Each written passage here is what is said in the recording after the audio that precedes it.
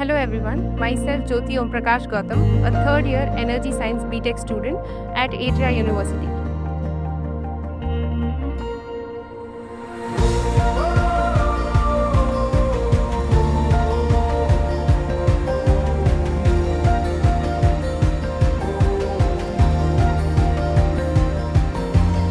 And let me talk about what is the project which I am going to showcase now. So here is my solar powered dryer. Why we actually need a solar powered dryer?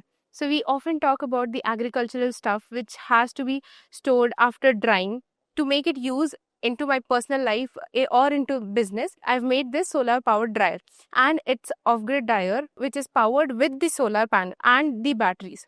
Talking about why particularly I have made a dryer is I want to dry hibiscus flowers for my business purpose. As we know that hibiscus flowers has a huge range of the applications, be it in tea industries, be it shampoo or oil industries, or in medical industries. At such places, it has a huge demand, and it can be sold from 500 to 600 rupees, just 100 grams. That is why the main reason was to make a solar powered dryer to dry the hibiscus flowers. As per the load conditions, my load required 36 watt, which I understood through the calculation which came from the I square R laws. The more the I is, the more the heat is going to be generated in the coil, and that's how the flowers are going to be dried. So here I have a charge controller followed by two batteries connected in parallel, followed by two solar panels which is also connected in parallel. So these panels are 20 watt each and giving me total 40 watt, which is helping me to run this overall dryer.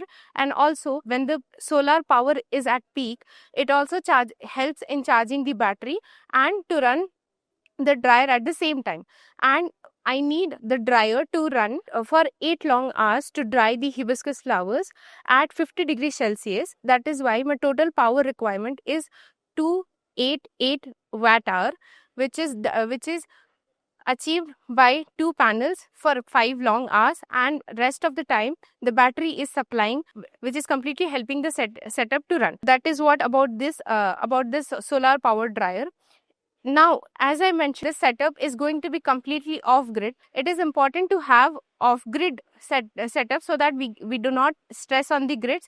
We do not rely on the traditional energy.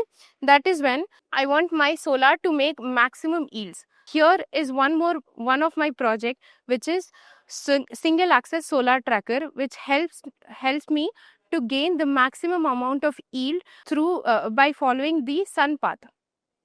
Now, this dryer has two sensors. Those two sensors, whenever the sun is moving, the light is actually absorbed by either of the sensor, and a voltage difference is created in one of the sensors, and that voltage difference is amplified with the comparator and given to the motor, and that motor is rotating in the opposite direction so that the solar tracker can face the sun at perpendicular, so that it can have the maximum yield from the sunlight. And that is how this is being done.